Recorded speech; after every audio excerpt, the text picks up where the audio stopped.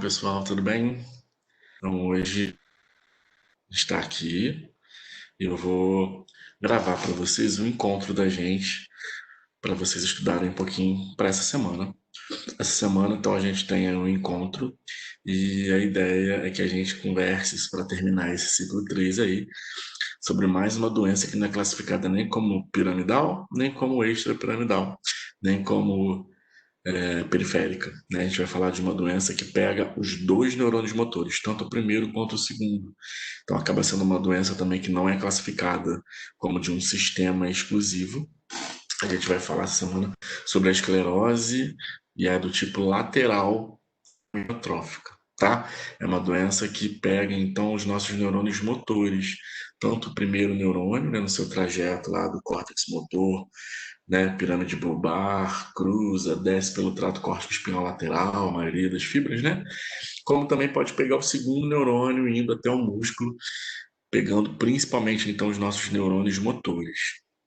Então, é uma doença que a gente vai ter que classificar como uma síndrome do neurônio motor, uma doença do neurônio motor. Existem outras doenças de neurônio motor, nessa RA vocês vão descobrir isso, e a que a gente mais estuda, a que a gente mais vê, mais incidente aí, principalmente em adulto, é a esclerose lateral amiotrófica, beleza? Bom, galera, ela é definida como uma doença que afeta o sistema nervoso, ela é degenerativa e ela é progressiva e vai causar uma paralisia motora, que é classificada como irreversível, tá, galera? Um paciente com ela vão apresentar perda gradual, né, paralisia gradual e, infelizmente, um óbito precoce aí, né, porque você vai perdendo a capacidade de se mexer, falar, engolir, respirar, também é muscular, né, e a pessoa acaba tendo, né, uma dificuldade muito grande muscular no corpo todo. Bom, bem famoso, né? Teve até um filme bem recente aí que é A Teoria de Tudo. Tem um inglês chamado Stephen Hawking, que ele é físico, né? Escreveu livro e tal. Ele morreu em 2018, mas ele tem diagnóstico de esclerose lateral, teve diagnóstico, né, por muitos anos. Inclusive, ele superou expectativas, né? Porque, teoricamente, a doença morre em 5 anos e ele viveu muitos anos. Ele teve filho, teve mais de um filho, casou, separou, enfim. Ele viveu por um tempo com a doença, tá? Teve uma característica mais leve, levemente progressiva nele. Bom, com o tempo, as pessoas que ficam diagnosticadas com esclerose lateral, elas perdem progressivamente a capacidade funcional e perdem a capacidade de ser autônoma, né? Perdem a capacidade de cuidarem de si mesmas. O óbito, em geral, acontece no terceiro ou quinto ano, após o diagnóstico, né? E 25% desses pacientes sobrevivem por mais de 5 anos depois do diagnóstico. Mas lembrando que a sobrevida é pequena, tá? É muito difícil ter uma sobrevida grande. Beleza, galera? Muito bem. A descrição significa esclerose, é um endurecimento, cicatrização, né, dos neurônios. Lateral, porque vai endurecer, né, vai esclerosar a parte lateral, principalmente da medula espinhal, que passa o trato córtico espinhal. E a amiotrófica, porque essa alteração dos neurônios motores vai gerar, então, redução do volume real dos músculos da gente, gerando o que a gente chama de atrofia. Né? Quando você está magrinho, vai malhar, você está hipertrofiado. Quando você está grandão, você está hipertrofiado. Quando você está magrinho, você fica hipotrofiado ou atrofiado, beleza? Então é uma amiotrofia, né? Uma atrofia muscular. Legal. Ela é uma das principais doenças neurodegenerativas, ao lado das doenças como Parkinson e Alzheimer. A idade é um fator preditor, tá, galera? Então, ainda o que se sabe, né, é que é mais prevalente a partir de 50 anos de idade. E desde 2009, o Ministério da Saúde, aqui o SUS, oferece uma assistência com medicamentos gratuitos de forma integral para esses pacientes com esclerose lateral, com base no que está comprovado, tá? Ainda não existe nível mundial de tratamento que levem à cura da doença. Aqui no Brasil também tem um programa muito bacana que consegue respirador para quem mora, tem capacidade, né, de ter energia elétrica. E aí tem toda uma documentação para ser comprovada, e a pessoa diagnosticada com uma doença neuromuscular progressiva, ela entra na justiça, ela consegue um respirador para ficar em casa. Então, alguns pacientes conseguem pelo menos ficar perto dos seus familiares e tal, com um benefício aí, né? Bom, ela também é conhecida como doença de Charcot na França, ou doença de Lou Gehrig lá nos Estados Unidos. Charcot é, Foi lá da França, né? Por isso que lá eles não chamam de ela. E o Lugeri foi um atleta dos Estados Unidos, tá? Então, em 1865, o Charcot, né, esse estudioso, descreveu uma doença semelhante à atrofia muscular espinhal progressiva do adulto, que só está em criança, atrofia muscular espinhal, né? E ele viu isso em adultos. E isso diferenciava por ter sinais piramidais, ter uma evolução rápida, que lá rapidamente ia a óbito, né, gente? E também ter sinais bulbares. Do bulbo, né, galera? Os núcleos, os nervos cranianos que saem do bulbo são nervos que vão ter, então, vago, né? O acessório, vago, o glossofaríngeo, né, que são os quatro últimos, né, na ordemzinha lá, 9, 10, 11, 12, hipoglosso, acessório, vago e glossofaríngeo, tem muito a ver com mastigação, deglutição, respiração. Então, esse paciente acaba tendo dificuldade nesses nervos motores, galera. Então, vai ter dificuldade para engolir, para respirar, beleza? Essas pessoas com sinais bulbares, né, ela, chamada de ela bulbar, ela geralmente vem a óbito mais rápido. Bom, então, progressivo, uma degeneração do sistema nervoso motor em vários níveis, gravem isso, né? Uma doença motora. Tem características bulbar, pode ser uma bulbar, uma classe, né? Mais bulbar, ou seja, os sintomas são mais respiração e deglutição, uma doença mais grave, né? A pessoa vai a óbito mais rápido. Pode ter uma lesão mais cervical, onde você vai ter alterações em membros superiores e tronco, um padrão mais tóraco-lombar, né, onde a fraqueza vai ser mais, vai iniciar e vai progredir mais, começando pelas pernas, tá? E tronco inferior. Beleza? Bom, a incidência de ela, né? Dependendo da referência. Aqui no Brasil a gente não tem estudos grandes, né? O que se diz é que seja de 1 a cada 50 mil pessoas por ano e a prevalência de 1 a cada 20 mil são relativamente uniformes nos países do Ocidente, tá, gente? Mas tem mais frequência no Pacífico, tá? Então, países do Norte. No geral, uma ligeira preponderância para sexo masculino, 1,5 para 1 em relação homem e mulher, tá? Cada 1,5 homem, uma mulher é acometida. Bom, as causas de esclerose lateral não são conhecidas. Sabe-se que em cerca de 10% tem uma característica genética associada, mas na prática, os neurônios dos pacientes acometidos pela doença se desgastam ou morrem, já não conseguem mais mandar mensagem para os músculos, e aí a pessoa tem o que a gente chama de ela genética. Sugere, então, a curto e médio prazo, né? O enfraquecimento muscular, contrações involuntárias, geralmente o paciente. Sabe aquele tremorzinho que a gente tem na pálpebra? Aquilo a gente chama de fasciculação. É bem comum acontecer em músculos que estão fadigados. Então, todo mundo que está com a pálpebra tremendo, geralmente é porque está precisando descansar, dormiu mal, né? Está com a pálpebra aberta o tempo todo. E são músculos, né? E os músculos fadigam, fica aquele tremorzinho chato às vezes, né? É uma fasciculação. E é isso que o paciente que é com ela vai ter. Geralmente vai ter na língua, uma movimentação involuntária de língua, uma fasciculação, e às vezes nos membros. Os membros começam a ficar com fasciculações, músculos contraindo como se fossem movimentos vermiformes, sabe? A doença piora lentamente, progressivamente, quando os músculos do peito, né, do tórax, param de trabalhar, começa a ter uma dificuldade maior de respiração. Bom, além disso, outras causas que podem ter relação com ela, né? Mutações genéticas, desequilíbrios químicos no cérebro, né? E alterações ali naqueles neurotransmissores, doenças autoimunes e mau uso de proteínas. Tá, mas em geral também se estuda muito a ação em esportistas. Olha que curioso, galera. Existe uma prevalência muito grande em pessoas que praticavam esportes de alto rendimento e aí, depois de uma certa idade, começava a desenvolver uma fraqueza muscular adquirida, progressiva, quando vê ela, uma doença motora dos neurônios. Não tem nada comprovado, mas o Lou Gehrig, por exemplo, lá nos Estados Unidos, é um atleta. Né? E a doença nos Estados Unidos tem muito esse teor de relacionar muito com pessoas que eram atletas, tá? Bom, os sintomas vão aparecer, começam a aparecer os sintomas também, podem ter em pessoas mais novas, não só em mais velhas, né?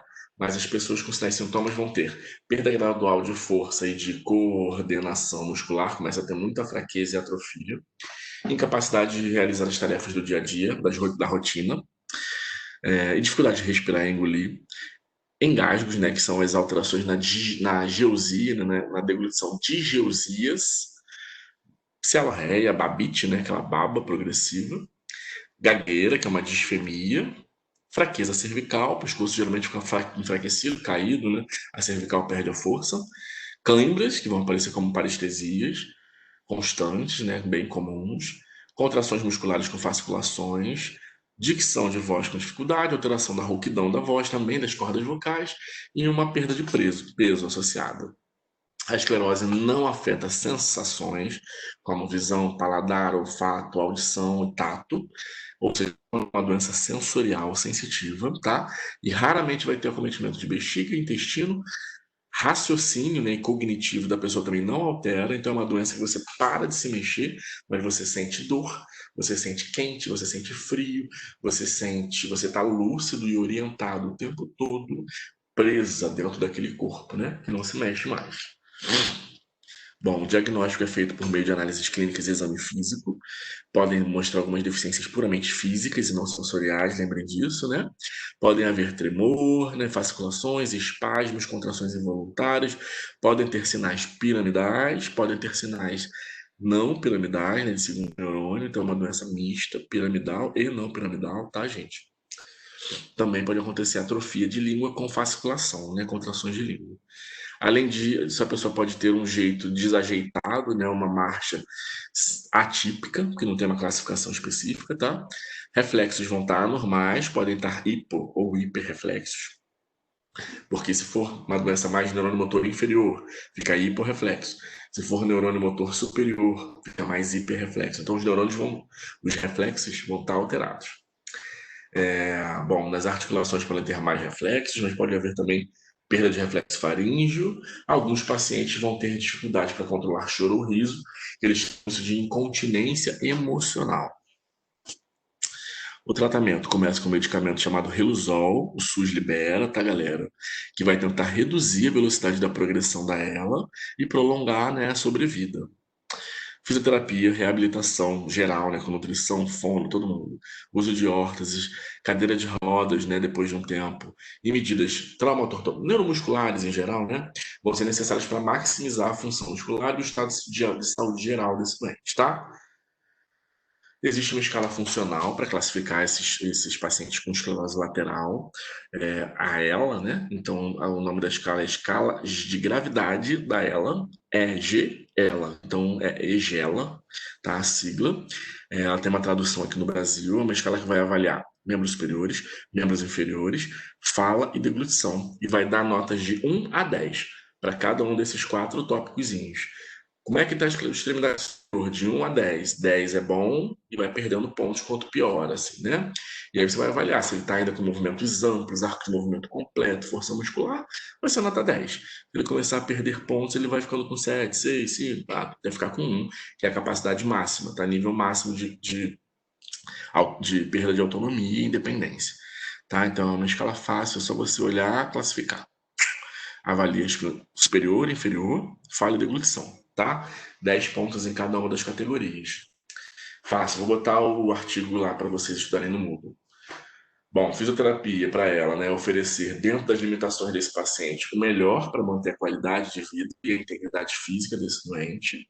A conduta vai variar de acordo com a evolução e do estágio da doença, né? Cada paciente vai ter uma evolução e uma limitação diferente. Lembrando que o paciente é pico, né, gente? Não adianta você que falar assim, ele tem ela. Cara, ele tem ela, mas ele mora sozinho. Ele tem ela, mas ele era atleta. Ele tem ela, mas ela é costureira. Ele tem ela, mas ele já fraturou a perna. O paciente é um indivíduo único e exclusivo. Então, tempo de lesão, qual é o padrão daquele paciente, a individualidade daquele paciente faz toda a diferença, tá? Lembrem disso. Os fisioterapeutas vão usar muitos recursos para tentar melhorar o paciente com ela, né, como cinésio, recursos físicos mesmo, nada, né, de manipular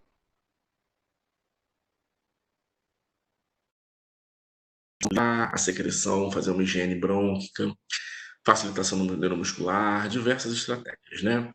O tratamento é benéfico para o portador de ela, pois junto com outros tratamentos de outras carreiras, sempre bom, né, galera? Oferecer uma maior sobrevida e qualidade de vida para o nosso paciente. Bom, a fisioterapia vai oferecer manutenção do padrão de força para que, né, no estágio inicial da doença, continuar a ter atividades de vida diárias ok, né, galera? casos mais avançados dela, a gente também tem que fazer exercícios respiratórios. Então, o fisioterapeuta neurofuncional, ele acaba também invadindo um pouquinho essa partezinha da parte respiratória aí. Tem que saber respiratório, não tem jeito, tá, gente? Tem que ser generalista.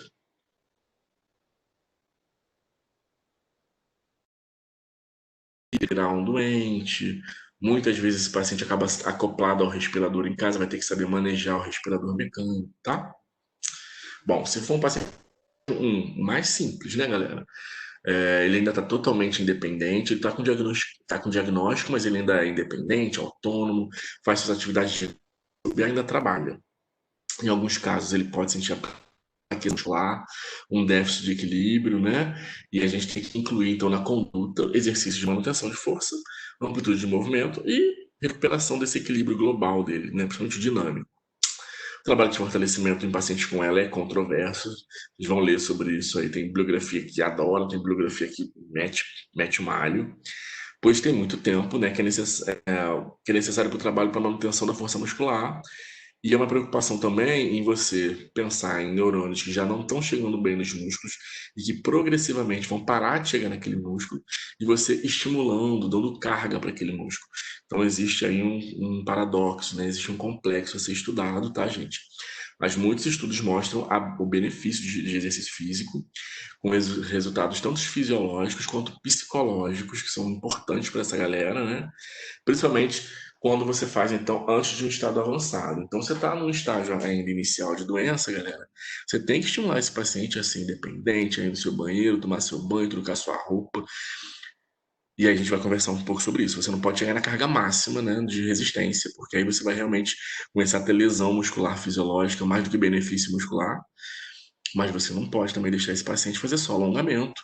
O cara que está no estágio 1 de doença, está só com diagnóstico, ele é independente, ar completo, superativo, e você vai ficar só alongando? Não faz sentido, hein, galera? Bom, então a fisioterapia tem que fazer um papel importante. Os exercícios, então, vão manter a função por um período maior de tempo. O paciente bem iniciado é um paciente que vai ter uma sobrevida melhor, tá, galera? Mais longa e mais duradoura e com qualidade. Mas tem que ter, obviamente, integridade muscular, tá, gente? Então, exercícios que trabalham mais resistência, ou seja, menos cargas altas e mais ganhos, né, de fibras aeróbias, né, são os mais indicados, mas aí cada caso é um caso, né, galera? Tem que orientar os familiares a respeito da progressão de doença, saber que é uma doença progressiva, degenerativa, então os familiares têm que saber, os acompanhantes, cuidadores, tá? E tem que tomar cuidado em casa. E também tem que orientar sobre modificações dentro da casa, né? Barreiras, tirar as barreiras e começar a ter facilitadores, né, galera? Já no estágio 2 começa a ter um envolvimento de musculatura, principalmente distal, né? Então, mãos e pés, dependendo do tipo, né? Da altura da ela inicial ali, começa a ter mais problemas. Então, você começa a ter que prescrever algumas órteses, né? Que são aqueles instrumentos que vão auxiliar o movimento normal, para facilitar a marcha, para facilitar, às vezes, uma alimentação. O paciente perde a apreensão dos dedos, ele pode continuar comendo, porque o cotovelo dele está ok ainda. Uso de bengala, uso de andador, tá, gente? Todas as condutas do estágio 1 são mantidas, porém, você se preocupa em manter a força muscular e o arco de movimento dos grupos musculares distais, que ficam mais acometidos, tá? Bom, ele já faz exercícios ativos e ativos assistidos, mas a gente tem que se cuidar ainda mais com fadiga muscular nesse momento, né, gente? É uma boa orientação que o paciente divida a sessão de exercícios em partes durante o decorrer do dia. Então ele faz com segurança sem ficar fadigado. Então ele faz um pouquinho do que ele faria. Ele fazia uma sessão de 1 hora. Ele faz 20 minutinhos de manhã, 20 minutinhos de tarde, 20 minutinhos de noite, com a mesma carga que ele faria com você, por exemplo, tá? 30 minutos a 45 minutos, divididos em 2 ou 3 partes do dia, né? Depende do paciente, tá? No estágio 2, nessa parte, o fisioterapeuta também começa a trabalhar o condicionamento cardiopulmonar desses doentes, né? Com exercícios de fortalecimento dos músculos da respiração e também melhora da mecânica, ensinar padrões respiratórios, inspirações profundas associadas a sopros lentos, né? Para esse paciente começar a ter essa prevenção da musculatura respiratória. Terceiro estágio, que é o penúltimo, o paciente tem algumas limitações funcionais já importantes, já está mais suscetível ao cansaço, né, ao mínimo esforço.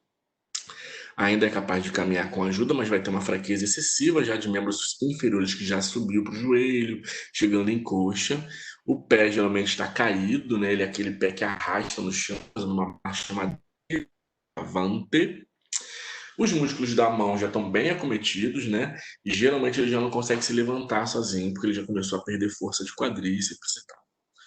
É uma doença progressiva, não tem padrão ascendente, mas ela vai perdendo, né, os controles musculares globalmente, tá? Alguns pacientes relatam fadiga e cansaço do pescoço por sustentar a cabeça, inclusive. Então eles começam a ficar com a cabeça caída para frente ou para o lado, né? E às vezes você tem que começar a prescrever um colar cervical para esse doente, só para manter a cabeça num alinhamento biomecânico adequado e dar conforto para esse paciente, né? Independência física e funcional do paciente é o nosso objetivo, oferecendo equipamentos para assistência que podem melhorar a qualidade de vida, órteses para mão, cadeira, cadeira de rodas, né, de forma elétrica, para o paciente ficar mais independente sem ter que gastar energia tocando a cadeira, né? E diminuir gasto energético, tá, gente? Mesmas condutas do estágio 2, mas aí já não começa a fazer tanto exercício resistido, você começa a fazer mais ativo e ativo assistido, né, sem resistência nenhuma, com a sua ajuda. Cadeira de rodas para o paciente ter longas distâncias, de preferência, cadeiras de rodas elétricas, né, para ele não ter que tocar. E o último estágio é o 4, galera, que é o início da fase mais grave, envolve uma fraqueza muscular grave de membros superiores e de inferiores. A gente está falando aí de uma ela clássica, tá, gente? A ela bulbar, ela já começa com perdendo deglutição, tendo muita salivação, né, respiração acometida. É um paciente que às vezes se mexe tudo, mas interna por pneumonia, porque ele começa a engolir saliva, começa a bronco, e aí interna, vai para CTI, entuba, aí acaba que paciente com ela, quando para no CTI, a preferência do hospital é traqueostomizar para dar qualidade de vida, sabendo que é um paciente que depois de algum tempo vai acabar, né, tendo função respiratória perdida, e eles traqueostomizam, porque aí a pessoa aspira, e aí qualquer coisa já traqueinha dela, puxa uma sondinha, expira, e aí melhora a pessoa rápido de uma pneumonia, sabe? Então acaba, por um lado é bom, mas por outro, né, você deixa uma via aberta no seu corpo para entrar bactéria, então a pessoa acaba infectando com muita frequência, né? É uma doença cruel, né? A ela bulbar, principalmente, que ela tem um avanço mais rápido da fase ruim das internações e tal, tá? Então, o paciente no estágio 4, numa esclerose normal, né? Tá, então restrito ao leito, precisa de atividade de vida diária, precisa de assistência total. É um paciente que já não sai da cama, então só fica em pé se você for lá e colocar ele em pé todo dia. Tem que trabalhar de forma global, trabalhar com posturas altas e dar o máximo de possibilidades de ganhos de amplitude e de movimentos funcionais que ele puder ainda, tá, gente? Distúrbios musculares progressivos, né, e a fisioterapia vão precisar fazer higiene bronca e aspirações, mudanças de decúbito, né, ensinar ele a mudar, ensinar o familiar e o acompanhante. Nessa etapa, geralmente já tem uma técnica de enfermagem associada ali, ou técnico, né? Os objetivos são manter a integridade muscular e respiratória, para evitar contraturas, evitar úlceras e evitar as complicações respiratórias que podem levar o paciente ao óbito. Bom, a fisioterapia motora tem como objetivo, então, oferecer ao paciente a melhor qualidade de vida possível, dentro das limitações que a doença vai impor. De uma maneira geral, a fisioterapia vai trabalhar para manter a força muscular saudável, mais rápido, mais, né, longamente possível, manter o paciente independente por mais tempo possível, prevenir encurtamentos de deformidades em músculos que estão acometidos, então eles vão encurtar, você tem que prevenir desde a fase 2, de preferência, facilitar as realizações de AVDs, né, de atividades de vida diária, tá, gente? Os exercícios só devem ser prescritos para grupos que não foram acometidos pela doença, então grupos que estejam ainda com grau 5 e arco completo de movimento, você pode fazer uma resistência mesmo assim. A resistência não deve ultrapassar 70% da carga máxima desse indivíduo, tá, gente? E poucas repetições, né? Ganhar mais intervalo, pensar em manter a fibra muscular bem, beleza? O paciente nunca deve chegar na fadiga. É muito importante que o fisioterapeuta faça novas avaliações, sempre prescrevendo novas cargas e avaliando as repetições, tá? Galera, A bibliografia dessa aula aí foi de dois artigos da Denise Xerez e do Marco Orsini. Denise Xerez é uma fisiatra e o Marco Orsini é um fisioterapeuta que hoje em dia também é neurologista. E eles escreveram sobre isso aí para a gente estudar um pouquinho. Leiam sobre, a gente vai conversar sobre isso essa semana. Um abraço, galera.